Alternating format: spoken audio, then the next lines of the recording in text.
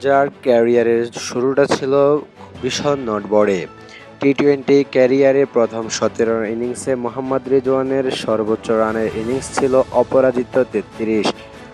তবে ২০২০ সালের ডিসেম্বরে নিউজিল্যান্ডের বিপক্ষে সিরিজেই ওপেনিংয়ে সুযোগ পেয়ে ৮৯ রানের ইনিংস খেলেছিলেন।